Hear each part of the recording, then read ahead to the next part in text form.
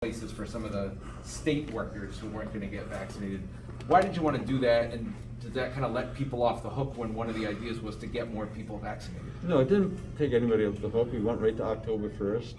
We filed both at Elena Slater as well as the Veterans Home for the relief that Department of Health put in to allow us to take critical staff and use the 30-day time frame to get 100% compliance in the facilities. But the people who are not getting vaccinated, they got families, they got expenses, and so, and where I live, that's not something you just turn your back on. So if we're able to place them in other state work and doing interviews right now with them, that's what we're going to do.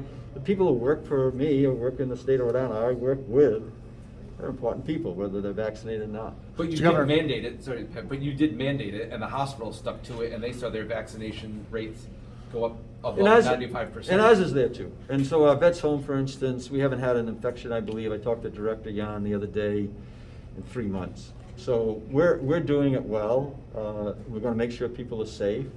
Our numbers are in that range as well. We responded to that mandate because of a request from the hospitals, from the nursing homes.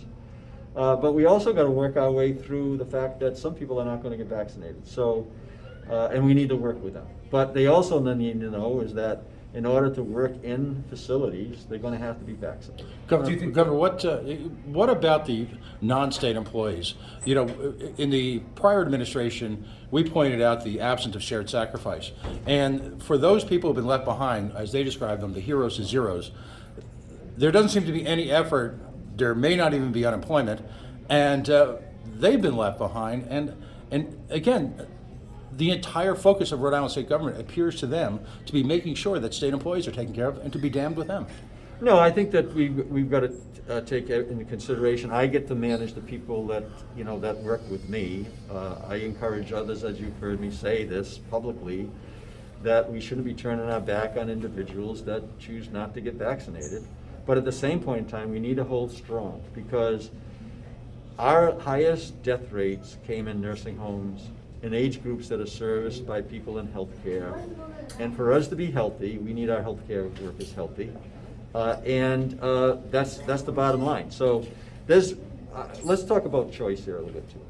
So there's a choice. They can get vaccinated and not get vaccinated. And then we need to work with them if they're not vaccinated. Right now, under the current rules of Department of Health, they are not going to be they're not going to be practicing, in the healthcare industry. But there's also a point about body autonomy that seems to be ignored when it comes to elements of one side of the political aisle or one side of political thought. But we as a state cater to body autonomy to all sorts of other issues.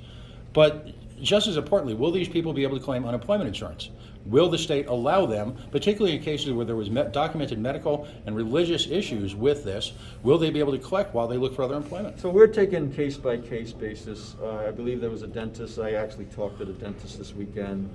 They'll have hearings. We'll talk way through those issues, and we'll take it one-on-one because there's not that many people who have not got vaccinated at this point, and the state is safer for it. And right now, our job is to make sure that the overwhelming majority of the people in the state of Rhode Island are safe, and then for the lower groups of people, the lower numbers, there's still a percentage, and it's a number that we need to take serious. We need to work with them, and I'm going to do that on the state level, and I encourage our other facilities to do the same thing on their level. Have you Brian. given up on working with the state workers union on mandating a vaccine for the rest of the state employees? It seems that that's gone by the wayside. No, those negotiations are still going on. We're in contract negotiations right now, and that's part of the negotiations. If I could, are you concerned at all about nursing homes and home health care, though? You mentioned that that's where some of the concern was before, where a lot of the nursing homes still want that 30 days to get into compliance, and home health care workers have a lower vaccination rate, I think still in the lower to mid 80%. Are you concerned? They're expressing concern that they're not going to have staff. There's protocols that they need to follow as well, and so we expect that to be done.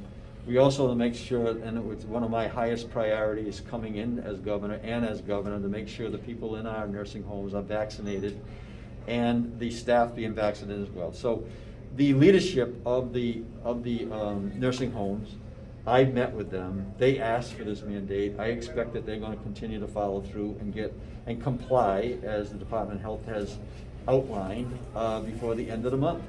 Are you concerned at all, sorry, about mixed Last messaging one. again, like with, okay, so these people have to get it, these people have to get it, but then we'll try to find exceptions, or we want the vaccination rates up, but if you don't get vaccinated, we'll still move you. Right now, I think that Department of Health has taken a very hard line on exemptions, right? And so the idea right now is to work through a process, if in fact they follow that process, which is not a simple application to be considered for it. I think you read there was 92 facilities in the state that have asked for that time frame to work towards 100% compliance. That's still the goal, and it's a stated goal that we're going to adhere to. All right, thank you all. Thank you.